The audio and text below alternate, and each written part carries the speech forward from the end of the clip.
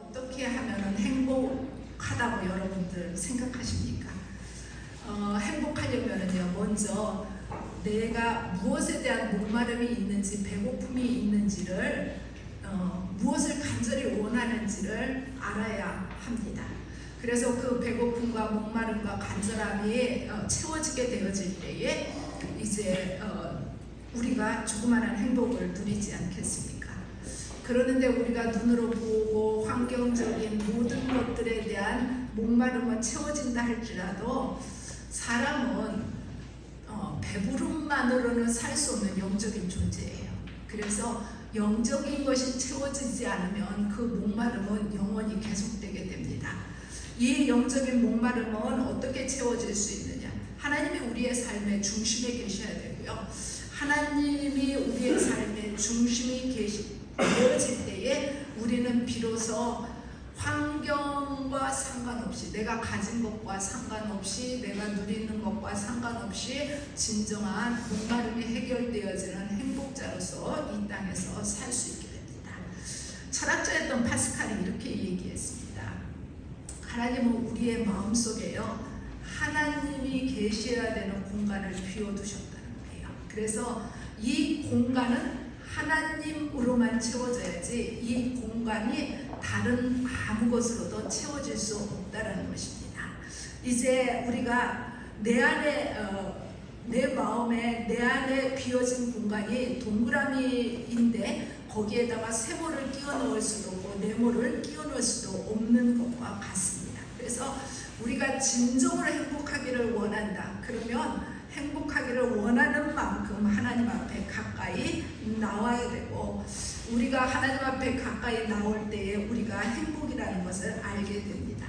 우리가 사는 삶의 자리는 그렇잖아요. 여러분들 기쁨만 일평생 계속되는 사람도 없고요, 아픔만 일평생 계속되는 사람도 없어요. 이제 우리가 항상 삶이 기쁨만 가득하다, 이미 우리가 경험해봐서 그렇지 않다라는 것을 잘 알잖아요. 그래서 늘 오르막과 내리막을 오르락내리락 하면서 살게 되어지고, 때로는 만나고 싶지 않은 일들을 만나게 되어지고, 때로는 외면하고 싶은 일들도 우리가 보면서 살아가게 됩니다. 그래서 우리가 행복하기 위해서 우리의 삶에 문제가 없어야 된다. 그러면 절대로 행복한 삶이 될 수 없어요. 이제 우리가 행복해지기 위해서 내 삶의 환경이 부유해져야 되고 바꾸어져야 된다. 그렇게만 생각하게 된다면 그 인생도 대부분 이제 불행하게 흘러가게 될 것입니다. 우리가 가지고 있는 어려움과 시련과 때로는 질병의 모든 문제 가운데서, 상황 가운데서 우리가 행복해지는 방법을 나름대로 터득해 나가야 되는데, 애통하는 자에게 하나님의 위로가 함께한다라고 마태복음 5장에서 말씀하고 있죠. 오늘 본문의 히스기야 왕의 병과, 그리고 그 히스기야 왕의 교만, 그리고 하나님의 진노, 그리고 히스기야 왕의 회개에 대해서 24절, 25절, 26절에서 말씀하고 있는데요. 이 내용은 열왕기하 20장에서, 이사야서 38장에서 이미 상세하게 기록되어져 있고 중복되는 내용이기도 합니다. 성경에 나오는 믿음의 사람, 믿음의 왕, 위대한 사람, 그러면 우리가 누구를 떠올리냐면 다윗, 요시야, 여호사밧, 그리고 히스기야를 떠올리게 되어집니다. 그런데 이 모든 훌륭한 본받을 만한 믿음의 사람들이 일평생 한결같이 실수 없이 하나님 앞에 완벽하게 살아서 복을 받을 만한 사람이었는가라고 묻게 되어진다면 우리는 거기에 대답할 수 없습니다. 어떤 인생이든지 어떤 삶이든지요, 하나님 앞에서 완벽하게 거룩할 수도 없고요, 어떤 사람이 어떤 삶의 자리든지 완전한 사람도 없습니다. 내가 완전하지 못하다라는 것을 인정하는 만큼 하나님 앞에 무릎 꿇게 되어지고 하나님 앞에 가까이 나오게 되어져요. 내가 완전하다고 생각하면은요, 때로는 하나님 없어도 내 인생 내 마음대로 잘 움직여갈 수 있다라고 착각하게 되어지거든요. 이제 오늘 히스기야의 인생을 생각하면서 우리의 삶의 자리에 크고 작은 일을 만날 때 어떻게 결단해야 되는지 교훈을 만나기를 원합니다. 24절의 말씀에 보게 되면 히스기야가 병들어 죽게 되었어요. 선지자 이사야가 히스기야 왕에게 와서 이렇게 이야기하는 것입니다. 너는 집을 정리하고라 내가 죽고 살지 못하리라. 이사야 선지자가 와서 히스기야를 향해서 죽음을 예언하고 죽음을 예언해 주는 것은 히스기야 왕이 죽고 난 다음에 나라의 혼란을 막기 위해서 미리 준비하라는 것이었습니다. 병이 든다는 것은 왕도 병이 들게 되어지고요. 믿음의 사람도 병에 걸릴 수 있습니다.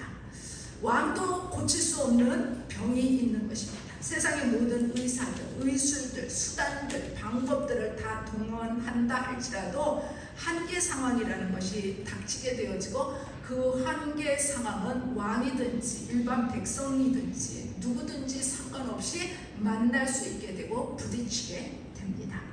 히스기야뿐만 아니라 누구든지 다 병들어서 죽게 되는 거예요. 그래서 이 병이라는 것이 우리가 자칫 잘못 생각하면 성도들 가운데 누가 아프다 그러면 그 사람이 하나님 앞에 뭐 잘못했나 이렇게 생각할 수 있는데 그렇지는 않아요. 그럴 경우도 있기는 하지만은 병은 누구든지 다 이제 들 수 있게 되어집니다. 여러분들 병이 찾아오게 되어지면 긍정적인 생각이 먼저 드나요? 부정적인 생각이 먼저 드나요? 이제 이 병 앞에서는 누구든지 다 무섭기도 하고 두렵기도 해요. 많은 사람들에게 질병이 있게 되어지고 그리고 이제 난치병도 있게 되어지고 이러면은 본인뿐만 아니라 그 가족들에게도 아픔이 되고 고통이 되죠.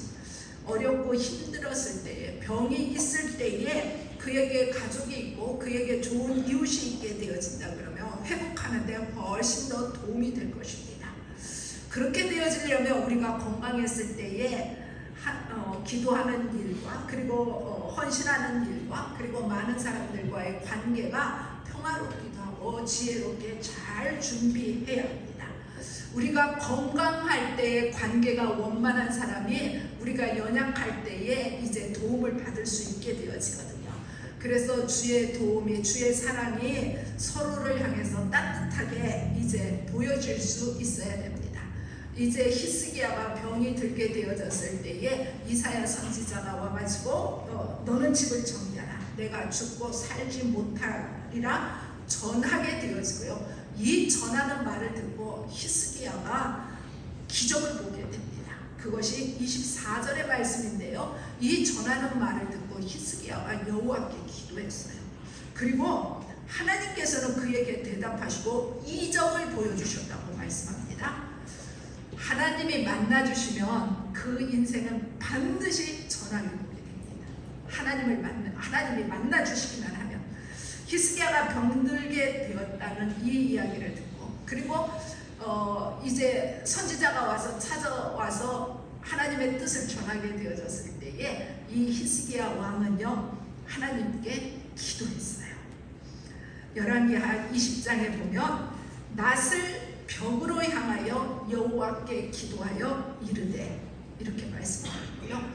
심히 통곡하더라 15년을 더할 것이며 라고 말씀하거든요. 여호와께서 히스기야 왕의 통곡의 기도를 들으셨어요. 그의 수명을 15년 연장시켜 주신다고 약속하셨고 그 연장에 대해서 징표를 구하게 되어질 때에 해 그림자가 뒤로 10도 물러나게 됩니다.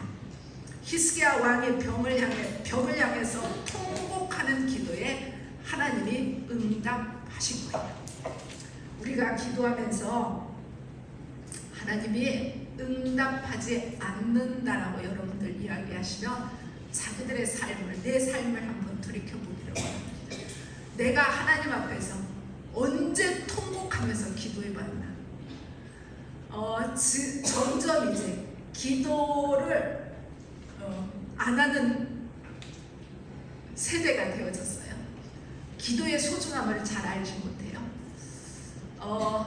기도 가끔씩 하는 걸 보면 불이 발등에 떨어졌을 경우에만 기도하러 나와요. 기도하러 나옴에도 불구하고 하나님 앞에 통곡하는 시간이 점점 줄어들고 있다는 것을 부인할 수 없어요.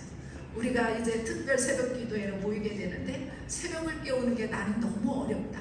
그러면 여러분들 낮에라도 여러분들 오셔서 기도하시길 바랍니다. 낮에도 오셔서 기도하는 분들이 있어요. 내가 이 사순절 동안 내 삶에 해결해야 될 간절한 일이 있음에도 불구하고 기도하지 않는다. 그러면 오늘의 그 안타까움과 답답함이 내일로 이어지게 되고 그 안타까움과 답답함이 한 달 후에도 여전히 똑같게 되어지고 1년 후에도 똑같게 되어지고 그 문제를 그 짐을 가볍게 할 수 있는 키를 하나님이 우리에게 주셨거든요. 그것이 구하라 찾으라 두드리라. 하나님 앞에 기도해야 합니다. 늘 말씀드리는 것처럼 기도는 일이 생기고 나서 기도하는 것이 아니라 미리 기도하는 거예요. 기도도요 저축이에요. 기도를 잘 꺼내서 쓴 사람이 누구냐면 히스기야 왕이에요. 히스기야 왕은 자기의 삶에 어려움이 딱 닥쳤을 때에 하나님 앞에 나와서 이렇게 기도합니다. 하나님 앞에 내가 선하게 산 것을 추억해달라고, 내가 하나님 말씀대로 살려고 몸부림쳤던 것을 하나님 기억해달라고. 하나님이 그 기도를 들어주셨거든요. 하나님 앞에 나와서 내가 간절함으로 몸부림치게 되어질 때에 내가 하나님 앞에 눈물 흘린 것, 내 눈물을 기억해달라고. 내 삶이 하나님이 아니고는 해결될 수 없으니까 이 모든 것들을 하나님이 가능케 해달라고. 내가 사방에 우겨싸임을 당한 것 같아서 길도 없고 방법도 없고 하나님이 만지지 않으시면 나는 견딜 수 없다라고 하나님 앞에 나와 부르짖어 기도하는 것이 마땅히 우리가 해야 할 일입니다. 히스기야 왕이 그런 마음을 가지고 하나님 앞에 살았을 때에 왕임에도 불구하고 병들었다고 했을 때에 우리는 먼저 무엇을 떠올릴까요? 어떤 의사 선생님이 명의인가를 떠올리지 않겠어요? 히스기야는요 왕이면 그 나라에 명의가 없었겠어요? 명의를 찾지 않고 생명은 주께 있다는 걸 분명히 알고 그가 여호와의 전에 나와서 기도하여 이르되 왕임에도 불구하고 심히 통곡하며 하나님 앞에 부르짖어 기도하게 될 때에 그 기도가 응답받습니다. 15년을 더하겠다고 약속받게 됩니다.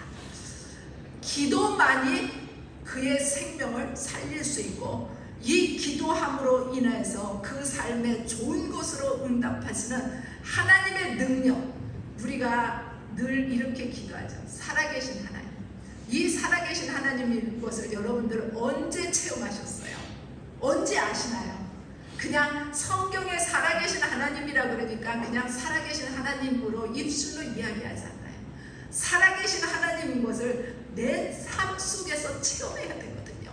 그래야지 우리의 신앙생활이 힘이 있게 되어지지, 이게 공허하게 들리게 되어지면 내 신앙생활은 점점 세상을 향해서 의지하게 되고 사람을 의지하게 되어지고 그 삶은 하나님 앞에서 요동할 수밖에 없고 하나님의 능력을 맛보아 알 수 없게 됩니다.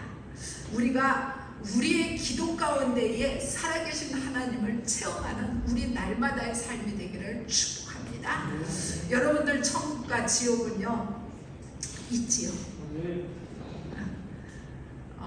죽어봐야 안다 이렇게 생각하고 계시지는 않으시죠? 우리가 이 땅에서 살면서 여러분들 지옥과 천국은요 이미 결정돼요. 지옥과 천국이 내가 죽으면 지옥 갈 건가 천국 갈 것인가 염려하면서 기다릴 필요가 없게 돼요. 왜냐하면 천국과 지옥은요 나의 선에 착한 일에 달려있지 않아요. 천국과 지옥은 내가 선택할 수 있어요.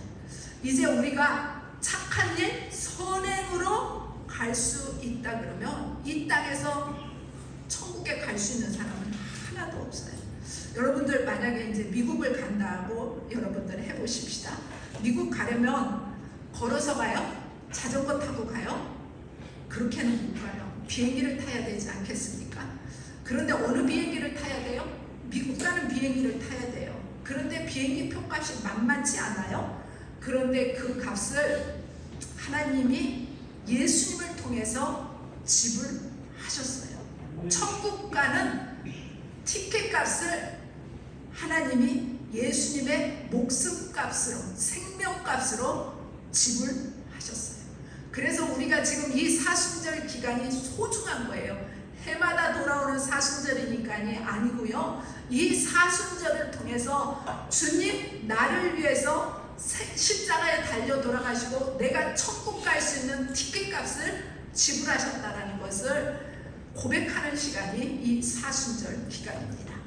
천국은요, 내가 선택하면 돼요. 무엇을? 예수 그리스도를 믿기로 선택하고 신앙 고백을 하는 자가 천국 갈 수 있어요. 이미 값을 다 지불하셨다라고 말씀하고 있거든요.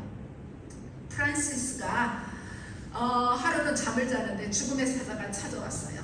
내가 너를 데리러 왔으니 가자. 이 프란시스가 내가 할 일도 없는데 이대로 가면 안 됩니다. 한 달만 여유를 달라고. 그랬더니 그 죽음의 사자가 너는 이 땅 위에서 더 이상 살 가치가 없다라는 이야기를 하는 거예요. 그 순간 너무 놀라서 이 프란시스가 깨어났는데 그게 꿈이었어요. 전신에 땀이 흘렀습니다. 그리고 죽지 않은 것에 대해서 감사했어요. 그리고 나서 이 프란시스의 삶은 달라졌습니다. 성자가 되어졌어요. 그래서 우리가 프란시스를 부를 때에 성 프란시스라고 부르게 됩니다. 여러분들 죽음을 위해서 뭘 준비해야 된다고 생각하십니까? 요즘에 이제 뭐 연금 관심들이 많게 되어져요. 우리가 죽지 않고 오래 살기 위해서 뭐 은퇴연금도 있어야 되고 뭐 퇴직연금도 있어야 되고 뭐 이제 뭐 노후연금도 있어야 되고 능력 없이 10년 30년 뭐 이렇게 살기 위해서 준비해야 된다고 생각합니다. 그런데 더 중요한 것은 이 세상을 은퇴하게 되어질 때에 그때를 위해서 준비한 것이 무엇입니까? 이 세상에서의 은퇴하게 되어질 때에요, 연금이 아무짝에도 소용없게 됩니다. 삶과 죽음은 하나님께 있어요. 그래서 하나님께서 기도하면서 나아가게 되어질 때에 그의 연약한 히스기야의 병을 치료하시고 그의 죽음 이후의 삶도 책임지시는 것을 우리가 봅니다. 하나님으로부터 구원과 영생, 면류관이 기도의 응답 가운데 있다는 것을 히스기야를 통해서 우리에게 보여줍니다. 이렇게 건진받은 히스기야가 25절에 보면 마음이 교만하여 그 받은 은혜를 보답하지 아니하므로. 히스기야가 통곡하여 기도하면서 하나님의 응답을 받았잖아요. 전적으로 하나님의 은혜였고요. 생명이 연장되어지는 것은요, 기도의 응답이었어요. 그런데 그 히스기야 마음이 교만해졌습니다. 어떤 마음이었을까요? 내가 기도했더니 하나님이 나를 살려주셨어. 내가 기도했더니가 아니라 나 같은 죄인이 하나님 앞에 간구했을 때 하나님이 나를 살려주셨다고 고백해야 될 것입니다. 이 히스기야가 받은 은혜를 보답하지 않았습니다. 하나님의 진노가 히스기야와 유다와 예루살렘에 임하게 되어집니다. 히스기야가 병이 나았다라는 소식을 듣고 바벨론 왕이 축하 사신을 보냈어요. 이 바벨론 왕은 진심으로 축하하려고 보낸 것이 아니고요, 이 히스기야의 나라가 어떤 나라인지 보고 싶었어요. 정탐하려고 보냈어요. 그런데 히스기야는 단순히 자기를 축하하기 위해서 온 줄 알고 그 교만한 마음을 가지고 우리나라가 이만큼 부유하다고 다 내어보이게 됩니다. 보물창고도 내어보이게 되어지고요, 무기고도 내어보이게 되어지고 성전도 내어보이게 되어지고요. 정말 히스기야가 자랑해야 될 것은요, 부귀 영화를 자랑해야 되는 것이 아니고요, 부욕해 하시며 생명을 연장해 주신 그 하나님을 보여주고 그 하나님을 자랑해야 될 것이었어요. 그럼에도 불구하고 그는 그의 왕궁의 보물과 성전 창고의 보물을 바벨론 사신들에게 다 내어보이면서 우리나라가 이만큼 부유하다고 이만큼 가졌다라고 자랑하게 되어질 때에 그에게서 더 이상 하나님의 은혜는 나타나 보이지 않게 되어지고 하나님께서 이사야 선지자를 통해서 히스기야에게 예언하시게 되어집니다. 그 예언의 내용이 뭐냐? 교만하여서 하나님의 은혜에 보답하지 않은 것에 대한 하나님의 말씀은 무엇이었냐? 그러면 보게 된 그 바벨론의 사신들이 보게 된 모든 보물들은 바벨론 땅으로 옮겨가게 될 것이고 빼앗기게 될 것이고 히스기야의 자녀들 가운데에 바벨론 왕의 환관이 될 자가 있다는 진노의 말씀이었습니다. 영혼을 준비하는 방법, 섬기면서 사는 것입니다. 섬긴다는 것은 종이 주인을 대하는 것을 섬긴다라고 우리가 이야기합니다. 우리 예수님 이 땅에 오셔서 왜 십자가를 지셨느냐? 예수님은 우리를 섬기러 이 땅에 오셨고 그 섬김을 피하지 않고 핑계하지 않고 묵묵히 감당하면서 십자가를 지심으로 섬김의 본을 보여주셨어요. 그리고 그 주님이 우리를 향해서 하나님이 이 땅에 주신 가장 큰 계명이 먼저는 하나님을 섬기는 것이고 그리고 이웃을 섬기는 것이라고 말씀해 주셨습니다. 우리가 잘 아는 사람이 이것을 잘 아는 사람들은 바로 천국을 준비하는 사람들이에요. 신앙의 핵심이 뭐냐? 하나님을 섬기고 이웃을 섬기는 것이 신앙의 핵심이지 않습니까? 우리의 인생이 잘 사는 인생이 어떤 인생이냐? 누군가를 섬기면서 사는 것입니다. 우리가 가정을 이루고 살면서도요, 상대가 상대를 향해서 어떤 마음을 품고 살아야 되느냐? 죽게 하듯 하면서 살아야 됩니다. 이 죽게 하듯 하는 것은요, 가정에서 우리의 자녀들을 향해서 죽게 하듯 하고, 아내를 향해서 죽게 하듯 하고, 남편을 향해서 죽게 하듯 하고, 우리가 만나는 모든 이웃들을 향해서 죽게 하듯 하는 이 섬김의 마음을 가지고 살 때에 우리 예수님이 우리를 섬기려고 이 땅에 오셨고 십자가에 달려 돌아가신 그 사랑을 생각한다 그러면 우리는 누군가를 섬기는 데에 우리의 삶의 일부분을 할애하면서 나가야 합니다. 우리가 정말 잘 섬기려면요, 섬김의 본이 되어주신 예수님만을 바라보며 우리가 섬김을 어떻게 해야 되는지를 알 수 있게 됩니다. 우리 예수님 하나님을 섬기셨고 사람을 섬겼어요. 그 예수님은 십자가를 억울하다고 생각하지 아니하고 즐거움으로 그 십자가를 지셨고 즐거움으로 그 십자가를 참아내셨습니다. 우리가 이 땅에서 살아가게 되어질 때에 이제 세속주의라는 말을 여러분들 들어보셨을 것입니다. 이 세속주의라는 말이 라틴어에서 나오게 되어졌는데 여기 그리고 지금이라는 뜻을 담고 있어요. 변화산에서 예수님의 새 제자가 변화되어지는 그 예수님을 바라보면서 베드로가 뭐라고 이야기하죠? 주여 여기가 좋사오니 이렇게 이야기하잖아요. 여기가 좋은 것으로 끝나면 안 됩니다. 여기보다 더 좋은 삶으로 우리가 나가야 됩니다. 그것이 바로 하나님이 원하시는 곳이지 않겠습니까? 우리의 삶이 히스기야가 순식간에 교만하여짐으로 그의 삶의 기도의 응답과 축복을 놓쳐버리는 이 안타까움을 보면서 우리의 삶의 자리에 교만함이 없는지 늘 살펴보아야 합니다. 누구를 향하든지 연약한 사람을 바라보든지 누구를 대하든지 죽게 하듯 하는 섬김의 마음이 저와 여러분에게 있기를 축복합니다. 이어서 26절의 말씀에 보면 히스기야가 정말 하나님의 사람이었어요. 이 하나님의 이사야 선지자를 통한 하나님의 징벌의 말씀을 듣고 난 다음에 어떻게 했냐면 뉘우쳤다라고 26절에서 말씀하고 있어요.